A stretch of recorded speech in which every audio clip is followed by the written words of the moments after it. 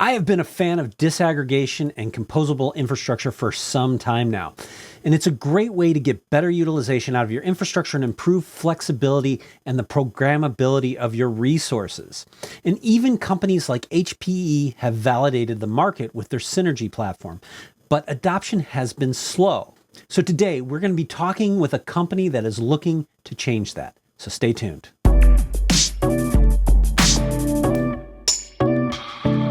Hey everybody, welcome back to another FUTRtech video podcast. Today we are talking with Pradeep Sindhu, founder of Fungible, a company that is making composable infrastructure a reality. Now you may know Pradeep from his other hit, Juniper Networks, which he founded in 1996 and served as both CEO and chief scientist. And I will tell you, Pradeep has engineering in his blood, and he is very passionate about making composable go. Welcome, Pradeep. Thank you, Chris, and thank you for the opportunity to speak with yourself and your viewers. I really mean it when I say I'm very excited about the composable infrastructure market. I think it's, I love the way, it brings so much value to resources. And I'm excited to talk about that. But before we go there, I would just, if you could just give me a little bit about, Fungible and, what it was that drove you to start Fungible. I started Fungible, co-founded Fungible along with Bertrand Serle, my co-founder, somebody who was a key exec at Apple and actually Steve Jobs' right-hand man and the person most responsible for iOS and macOS. And I'd known Bertrand for a long, long time. And at that time, I was working at Juniper. And we saw this opportunity to revolutionize, in a good way, data center infrastructure.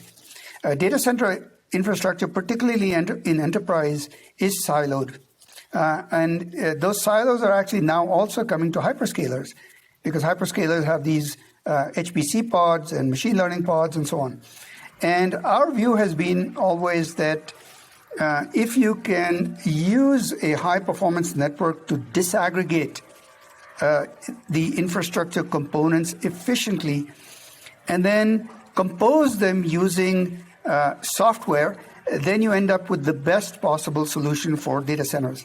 And that is the vision that Bertrand and I have followed and have been executing to.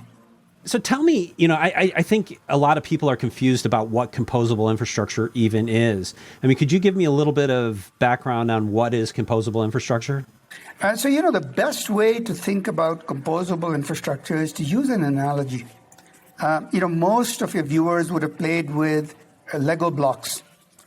And I'm not talking about modern Lego. I'm talking about the old Lego where you only had 4, maybe 6 types of colored blocks, and I could build almost anything I wanted out of those blocks. Now, in infrastructure, think about having a small number of server types, maybe half a dozen. A few general-purpose compute servers with more memory, less memory, a few storage server types with hard drives, and then for high capacity, and then SSD storage servers for high performance. And then finally, another category of servers, I'll say GPU servers, which are designed for either HPC or machine learning. So right there, I've named about 6, maybe 7 different server types.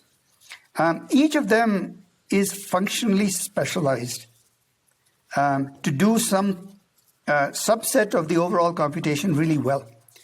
Where the magic happens with disaggregation, and the reason why disaggregation is so important, is that if you are able to disaggregate these resource types, the 6 or 7 types of servers, over a high-performance network, now you can compose the exact data center components that your application wants. So imagine now that I had this underlay consisting of 6 types of servers. The total number of servers would be in the hundreds or maybe even thousands. And let's say you want to run a machine learning application. Well, that machine learning application will probably demand some number of general purpose servers, some number of GPU servers, some number of very high performance storage servers, and perhaps some parameter servers. What I'd like to be able to do is to construct these using software. So this is infrastructure as code, and then be able to deliver that to a customer to run their application. That's the dream, and that's the vision. And the reason the industry was not able to do disaggregation and composition was that disaggregation, while it was feasible, was quite inefficient. Because the only disaggregation that people have done to date is to separate storage from compute. And that began with separating hard drives from servers, because hard drives were not that high performance. Well, now people have painfully been able to disaggregate SSDs, but it's hard because SSDs are much higher performance, much lower latency. And this, pulling those resources apart is much harder. So what Fungible has done is invented a new kind of data center component, which is built in silicon, but is programmable using ordinary C. So it's a new kind of microprocessor, which does two really important things for disaggregation. Number one is it offloads from GPUs and CPUs those computations that GPUs and CPUs cannot do well. Well, what are examples of those? Simple examples are the network data path, the storage data path, the security data path, and the virtualization data path. Those are four infrastructure workloads that it is well known that x86 and GPUs do not do these efficiently, which is the entire reason that people have been excited about SmartNICs to begin with. And now, once Fungible announced that we had a DPU, everybody is excited about the DPU. And of course, magically, everybody has a DPU now. Sorry, just to clarify, can you explain what a DPU is? So we came up with this concept of the DPU, data processing unit. We started work on this concept. The design was started in 2015, late in 2015, but we named it the DPU in 2017, to be exact. We wanted to go out and trademark the term DPU, but the PTO office basically said, no, it's too generic, can't do it. So we trademarked Fungible DPU. Once it became clear to the industry that the functionality that was inside the Fungible DPU was something that was really important, then everybody magically had a DPU. And this happens over and over again, right? But it's flattering to have very large companies follow you. Now, I was saying that the DPU does two things which are really interesting. Number one is it offloads from CPUs and GPUs those computations that they cannot perform efficiently. Not that they cannot perform it, they cannot perform it efficiently. That's key. The second thing that GPUs and CPUs cannot do is that the interaction between servers over a standard Ethernet network are very inefficient. How so? Well, first of all, the network runs at less than 30% utilized. That's number one. Number two, when you execute protocols like TCP, they're typically executed as software running on x86. And it is extraordinarily inefficient on x86. To give you a very concrete number, on an x86, terminating TCP takes 3,500 instructions. On the DPU, on the Fungible DPU, it takes 200 instructions. Okay? Wow. That's a pretty big gap right there. And you see concretely why, for a specific workload, we can be much, much better. So on average, we believe that for data-centric workloads, and I gave you those four examples of data-centric workloads, the DPU performs somewhere between 20 and 30 times more efficiently than general-purpose CPUs. The reason it performs more efficiently is not an accident. The reason it performs more efficiently is that we designed and purpose-built the Fungible DPU to do one category of applications extraordinarily well. And it is not a surprise that it is more efficient than general purpose CPUs, because we engineered it to do that. It didn't fall by chance. What I would say the rest of the industry has done is that they had some ingredients already sitting around, maybe a bunch of ARM cores, maybe some accelerators. They poured them on the same chip. Well, from 50,000 feet, the fungible DPU might look to you to be the same thing as a smart NIC or somebody else's DPU, but I can tell you there is enormous differences in the underlying architecture, because in the case of the fungible DPU, we designed it from ground up to solve this problem. In the other case, people took things that they had lying around and poured them into the same silicon chip. The end result you get is rather different. Please trust me on that. When we look at the market and sort of what has held back, the composable infrastructure market, I think you're hitting on a really important piece, is that, it hasn't historically been super efficient, to communicate between all the disaggregated pieces, right? And I think, what you're speaking to is you're putting together a very special purpose DPU to make that communication path extremely efficient, right? And that's sort of the difference. I think that you guys are bringing to the market here that solves for that big problem that we've seen in the past. Chris, that's exactly right. I think it's also important for your listeners to understand that maybe a decade or 2 decades ago, this concept would not have flown at all. Why? Because general purpose CPUs were improving in performance at a dramatic rate, something that people know colloquially as Moore's Law. There was never a law of physics or a scientific law that said that CMOS performance has to improve by a factor of 2 every 18 months, okay? It was just an observation. Well, what has happened, regrettably for the industry, is that performance improvement has slowed down, and over the next couple of iterations, it's going to go completely away. And so what you are forced to do is to confront the fact that the only avenue for improvement that is left to us is to improve the efficiency on a narrower set of applications. The idea of a general purpose CPU was one of the most important inventions of mankind. It happened in 1947. It brought forth the idea that you can have programmable computers. It is a fantastic invention and a very important invention. But the idea that you can do everything on general purpose CPUs is evident. This was described and well known in the middle of the last century. But what we're talking about is when you operate at scale and when you're doing many, many different applications and you want to do them efficiently, meaning that I put in a certain amount of power and I want to do a certain amount of work for that. Well, I would like to do that efficiently rather than wasting it.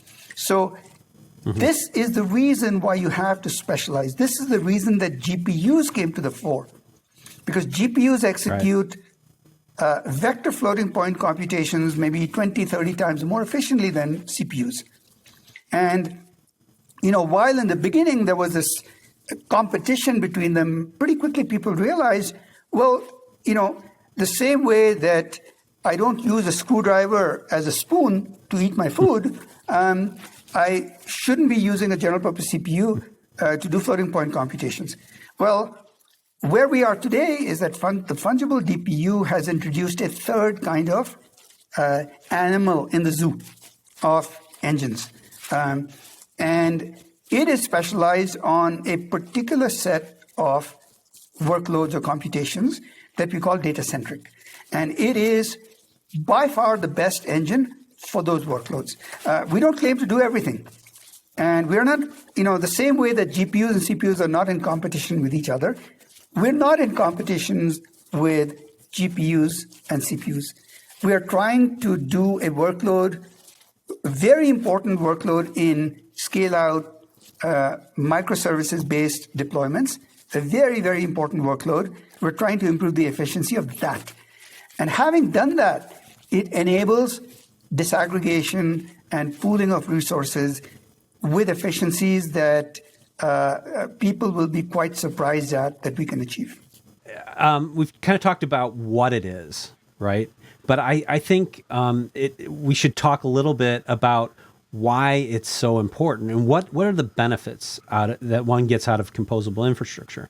And one of the things that we've in the early days of the cloud, we always had this conversation, right, about is it more expensive to go to the cloud? Is it more expensive to be on-prem and things like that? And a lot of the models, we always were working with talked a lot about utilization. Like if you're utilizing your resources really efficiently, the economies of that are incredible, right? And I think one of the things that's really interesting about composable infrastructure is that by being able to sort of reprovision resources and add resources in a sort of on-demand sort of way, and specialized resources too, which I think is a really key important piece of it, the level of utilization you can get out of it is enormous, right? So there's sort of an economic benefit here, but even beyond that, which I would love to hear your thoughts on that, but the flexibility, the programmability, all these other things that come along with it are really compelling as well. Now, could you speak to that? So if you look at, the hyperscalers, the guys who offer infrastructure as a service, this is AWS, Azure, GCP, and then several others. The fundamental thing that they have done is improve the agility with which people can run applications out of the box. Yeah. And they have done this primarily by using general purpose CPUs as the computing engines and general purpose CPUs as the storage engines. And they have absolutely disaggregated compute and storage. Okay? But they did it with x86 on both sides, doing all the network functions and software and so on. So you can see immediately that between the utilization of infrastructure in a private enterprise data center and the utilization of infrastructure at AWS or Azure, there is roughly a factor of 4 improvement. So it's roughly 8% or less in enterprise. It's 32%, 35% inside hyperscalers. I'm talking about the average utilization over a period of time of the infrastructure. I'm not talking about how much these guys charge you. I'm talking about the utilization of the infrastructure. Okay? Now, why is that utilization there? It's because hyperscalers have been able to pool compute and storage resources. Whereas if you go to a standard enterprise data center, you will find typically 4, maybe 5 silos. Well, let's count them out. There's a VMware silo. There's a bare metal silo. There is a SAP Oracle silo. And there's probably an HPC silo, and maybe these days a machine learning silo. And the critical observation is that you cannot take the applications that are designed to run on one of the silos and move them to a different silo. Okay? So given the situation, it is not surprising that the utilization is low. Now, when you go to hyperscalers, they have managed up until now, by disaggregating storage and compute, albeit inefficiently, they've been able to provide pooling.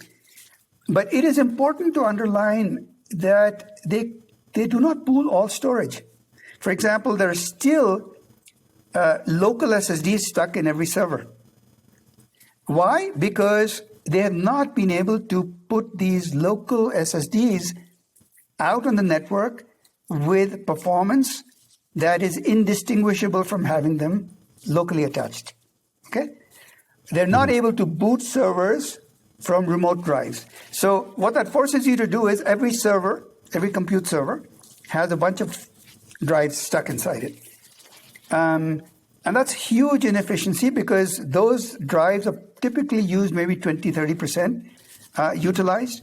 So there's a lot of wastage there. What the fungible DPU enables is not only does it enable you to do this disaggregation and pooling, but to do so with levels of efficiency that even the hyperscalers cannot match. And what is the difference? Well, we can provide an improvement of close to a factor of 2 using the fungible DPU compared to what AWS, Azure, and GCP have in their infrastructure today. So why are we able to do it? It's because we started grounds up, Chris, with a design, anticipating that there are these applications, workloads that would run much more efficiently on the DPU. And then the network, a high-performance network, was the key to solving this problem. And so we've been working very hard, for example, to implement NVMe over TCP. And today we have the world's fastest implementation of NVMe over TCP. That's just one example. Yeah, so I mean, we've talked about utilization, and I do want to come back to the TCP piece of it, because one of the things that is pervasive through Composable is trying to build out that PCIe fabric in the background to make everything go. But you guys have taken a little bit of a different approach to that. But before we go there, I want to talk about some of the other benefits, sort of the flexibility of being able to provision resources kind of on demand as you need them, and the programmability aspect of that, so that you can utilize hardware resources much in the same way that people have been utilizing virtual resources, right? So this is it's a very, very important concept. It's the yang for the yin, which is disaggregation, and the yin is the composition. So the DPU, fungible DPU, enables disaggregation, but what enables the pooling and composition is software. We call it the composer. It's the thing that is able to assemble different computation and storage elements into a computing whole. And that is the same idea as the hyperscalers have done, which is infrastructure as code. So the idea that I can express my the infrastructure that I want for a specific application as a bunch of code that executes. And when it executes, what it does is it assembles the right components and presents them to the application in order to run quickly. That we call agility. Yeah, and I think that's a really compelling value proposition, because I mean, when you talk about composable, there's sort of a economic discussion to have, but I think what we're seeing emerging from this new world that we're stepping out into from the pandemic is that business agility is of greatest value to organizations over everything else. I agree with you that this utilization is very, very important, but also which is very important is the cost, the efficiency with which you can run your infrastructure is also very, very important for enterprises. So I want to get back to, a little bit of, we mentioned this super fast TCP stack that you guys have. And, sort of the rest of the players have kind of focused on the PCIe fabric and things like that. Can you speak to how you're approaching things differently? Because I think when people think of TCP, sure, they don't think of this super fast protocol necessarily, right? Let me first talk about this idea of fabric, right? This term fabric was invented back in 2008 at Juniper when I was running a project called QFabric. And it was essentially network infrastructure that had a set of important properties. I'll list them, very quickly. It was scale, any-to-any connectivity. Anybody could talk to anybody. Full cross-sectional bandwidth, low latency, low jitter, and the support of standard protocols. Okay, so those are some of the attributes of a fabric.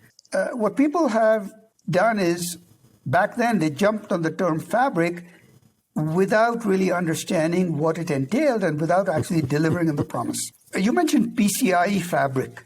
Well, to me, PCIe is a local bus.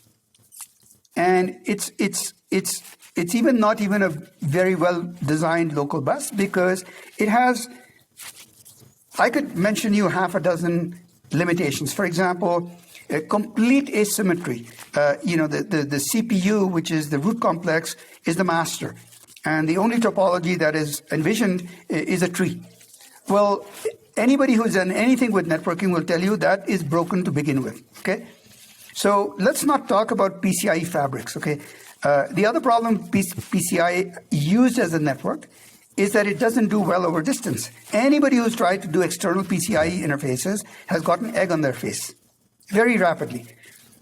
So while people will talk about PCI fabrics and this fabric and that fabric, let us establish what it is that you're trying to do. What you're trying to do is connect together heterogeneous servers at very, very high bandwidths where they can exchange information in an interactive way. Okay? Very simple. Now, I will tell you, I've been working in the networking industry now for 27 years. I can tell you that there is only one protocol on the planet that can actually solve this problem at scale, at high performance, using packet switching, and it's called IP. And IP was actually co-designed along with Ethernet in the lab where I used to work. It was before I was working in the lab at Xerox PARC. The precursor to IP was designed at Xerox PARC. Okay, it was called the PARC Universal Protocol, PUP, and it was the inspiration for IP. If you ask any of the guys who designed IP, what was the inspiration? It was PUP. And PUP and Ethernet were designed together, which is why IP and Ethernet work very well. Okay, and as you guys know very well, Ethernet is layer 2, IP is layer 3, and all of the interesting stuff actually in data centers and in the internet, what made the internet was IP and the scalability of IP. And what hyperscalers observed was, oh my goodness, this protocol that can connect billions of things together can surely be used to connect maybe 100,000 things together in a data center. Okay, and this was the exact insight that I had in 2007 also to work on QFabric. Okay, so right. The thing that people don't understand is that networking problems are interesting only when you talk about large scale. They're not interesting at small scale. At small scale, any idiot can put together a solution that will work, and it'll work well. Right. The problem only happens. The solutions are interesting only when you get to scale, and it's also at scale when they become really, really difficult. And the difficulty increases as the square of the number of things you connect. Okay, there's something quite profound about that. It happens to be true. I'll just assert it without any proof. And anybody who's practiced networking knows this. That scalability is the key attribute. From that standpoint, PCI is not scalable. TCP is very scalable. Now, TCP was designed by brilliant people some 40, 50 years ago. Okay? Let us remember that it was designed as a byte stream protocol to run over the internetwork, which means over a diverse set of networks from one end to the other, where the latencies were in the hundreds of milliseconds. Okay? And that protocol actually solved that problem exquisitely well. I don't know that anybody could improve on the improvements that have been made to TCP over the years. Now, if you take TCP to the data center, all of a sudden, you have the 100 milliseconds now becomes 10 microseconds because the latencies are much shorter.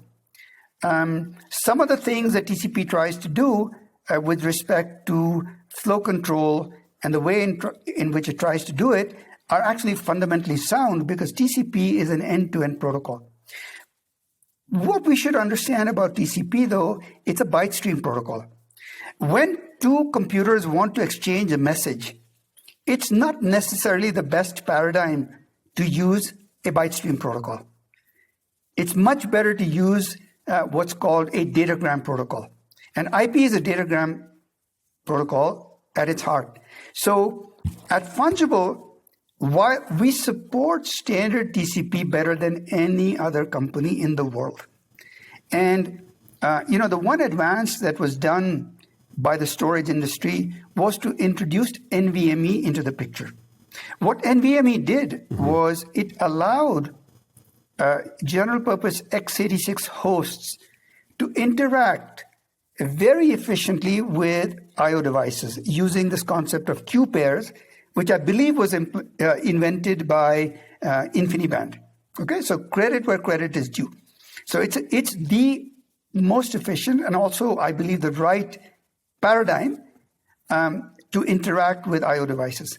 Now, what we have done is instead of running TCP on the host, where it chews up maybe 8 to 10 cores per 100 gig, okay? 8 to 10 of my cores are gone just doing TCP in the kernel. Instead of running TCP on the host, what we do is we use NVMe for the host to talk to the DPU, which is attached to the x86. And in the DPU, we implement TCP very, very efficiently. Much, much more efficiently can be done on the x86. So for example, single flow 100 gig TCP, okay? Nobody's done that. No company on the planet has done that.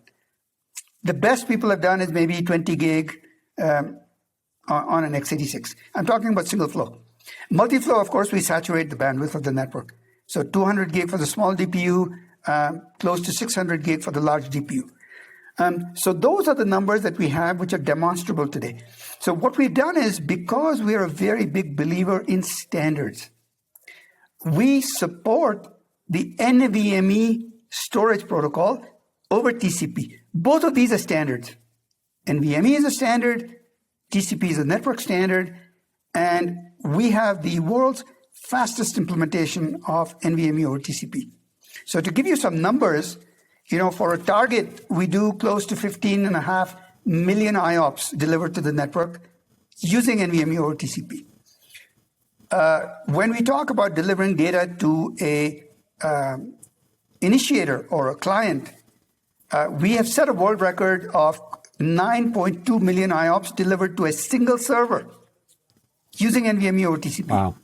Using our initiator cards. And we are going to keep improving this performance to show the world that, hey, TCP can be used in a very interesting way if you have the right engine to run it. If you take a Ferrari engine and put it in a tractor, you shouldn't expect miracles.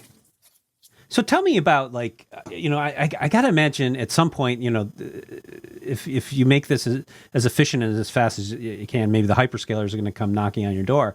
But what are some of the key use cases you see for this sort of infrastructure? My view of composable infrastructure is that disaggregated composable infrastructure is here to stay, because one company, Fungible, has finally shown that it can be done at levels of efficiency which were not possible before. And, once you open that Pandora's box, there's no turning back.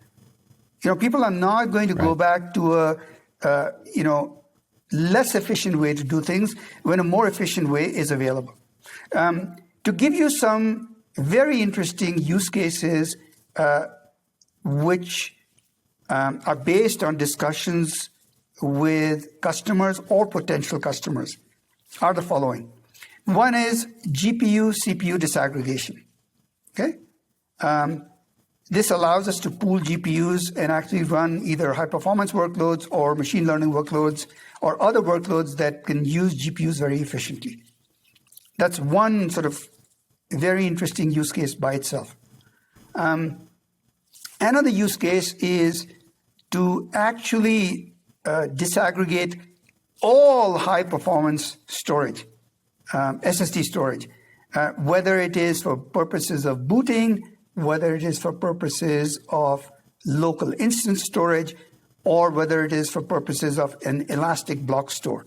So all three categories can be now disaggregated and pooled with levels of efficiency that exceed the efficiency of having local drives.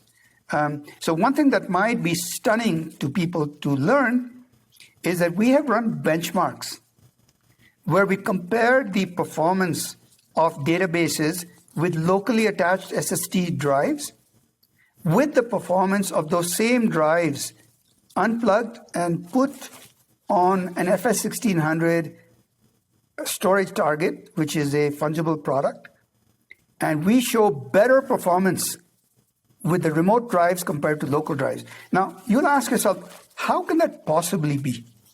Well, the reason is that when you put those local drives, the poor x86 is being multiplexed to death with interrupts. Okay? And it also goes to show you why the NVMe concept is inherently a good way for the host to interact with input-output. You know, there was this paper which was published at Google called The Attack of the Killer Microseconds. For people who have not read this paper, it's important to read because what it tells is that classical computing had dealt with latencies on the order of hundreds of microseconds, and an entire infrastructure was built with a cache hierarchy to deal with that. On the flip side of that were I/O devices, which were 5, 10 milliseconds latency. These are hard drives. And the classical computer architecture method of dealing with this was the I/O devices lived in a completely different universe than memory. And it was perfectly okay to execute software to talk to I/O devices. Well, the difficulty today, my friends, is this, that network latencies are in the small number of microseconds to tens of microseconds. And CPUs just can't deal with those types of latencies well. So this is why you need a different kind of engine like the fungible TPU. It's absolutely critical if we want to take the next step in the evolution of data centers. Google has had some really interesting, what are seemingly counterintuitive papers that they've released. But when you start to think about how things operate at scale, it really, really changes the game. And I think that's one thing that we've learned in this hyperscale world we live in.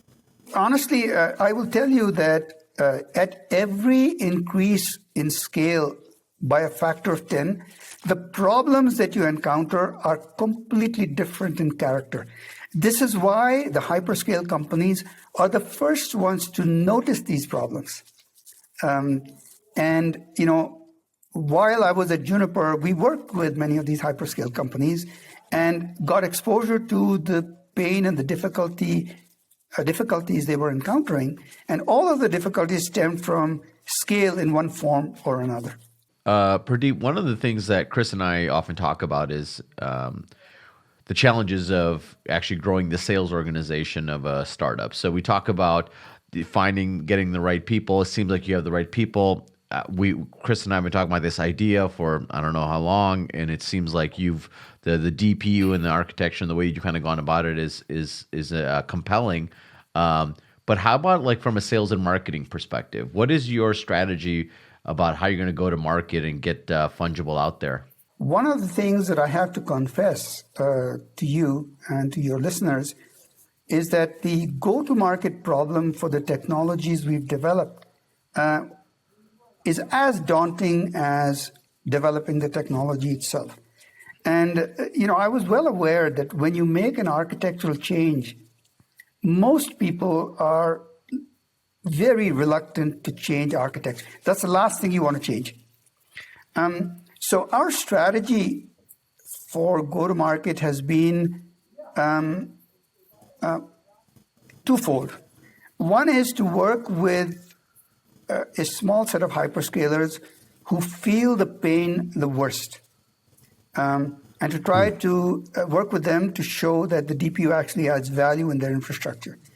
So that's one, and there it's completely direct, very, I would say, that's not really a sales motion. It's more a very, very highly technical discussions between people at Fungible and people at hyperscalers, okay?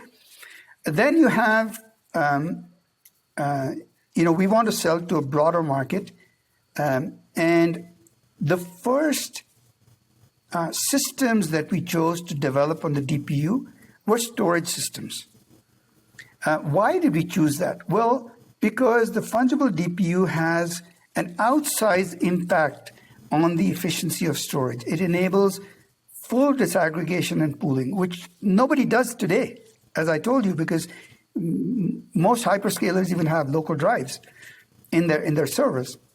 And so we chose storage. And so much of our sales machinery has been built and developed around how we take to market not only our storage target, but the storage initiator.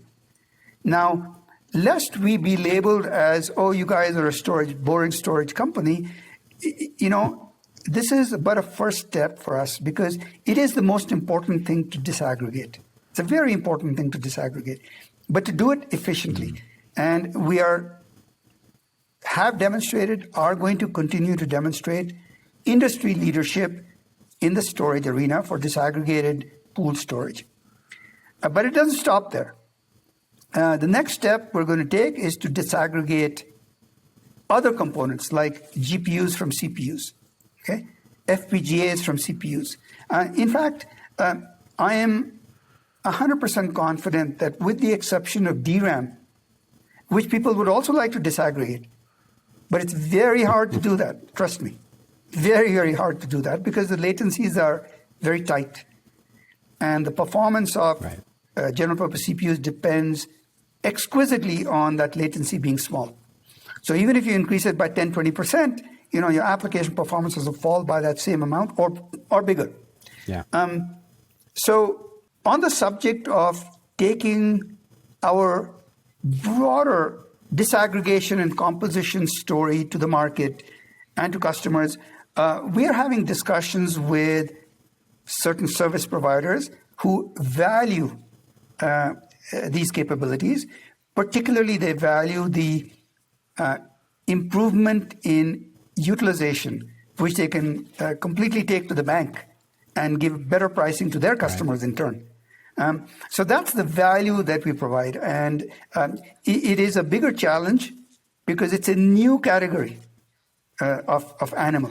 And not while people talk about disaggregated infrastructure and composable infrastructure, and they seem to want it, between that and actually writing checks is somewhat of a gap. It's the tough part of being the early adopters, right? And trying to find those early adopters is just it's tough, especially when you're creating a new category, right? So it's the good news and the bad news. You're going after a big problem.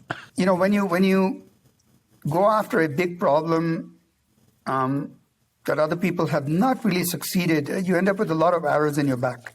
I like the fact that you're reaching out to the hyperscalers too, because I think, one of the trends that we've seen is that which succeeds in the hyperscaler eventually trickles down to the enterprise, and then from the enterprise on down, right? And so proving your use case out in the hyperscalers is going to have a tremendous advantage in that regard, I think. This is the exact sentiment that we had, which, number one, the lessons that you learn at scale at hyperscalers cannot be learned anywhere else. There's no lab that you can build to replicate that use case. Impossible. And then, following on your idea that eventually the ideas that are proven in hyperscale go to enterprise, that is sure to happen, just as surely as water runs downhill. My personal belief is that this idea of scale-out microservices-based infrastructure is going to be pervasive in enterprise, in telco, and of course, it's already pervasive in hyperscalers. And that is the exact assumption we made when we started this company. So Pradeep, what's next for Fungible? Like, where do you go from here? Well, we are diligently marching down our vision and knocking things off one after the other. Our sales are growing very nicely. Thank you very much. And as we, march towards our vision, we're confident that we can build a strong company. Yeah, it's tricky business. You know, you got to build the technology, you got to build all this, you know, the company and all the support and all that around there. There's a lot to do in an early stage, you know, like you guys are at. So I don't envy you all those tasks, but it's got to be exciting, and I can tell the excitement in you when you talk about it. So. Well, it is very exciting, and you know, as you and your listeners may know, you know, we were very lucky to hire Eric Hayes as the CEO, who has been a great partner to me in the last 2.5 months. And, you know, he's been fantastic in intersecting the technology with the market. So we expect to do great things in the future. Yeah, getting the right people in place is key to the success of a business, for sure. Absolutely. So Pradeep, you know, thank you so much for coming on. You know, like, as I said, you know, this is a really exciting area for both Sundish and I think we love the concept of disaggregation and composability and programmability. And I'm really excited to see where you guys go, because I'm we've been talking about this for a few years now, and we want to see, for a long time, you know, we want to see it really come together now. So excited that, you know, you're putting the secret ingredients together. Well, thank you, Chris and Sandesh, for the opportunity to speak with you and your listeners. And we hope to make your dream a reality as well. Thanks for watching. I'd love to hear from you in the comments. And if you enjoyed what you saw, please give us a like. Think about subscribing, and I will see you in the next video.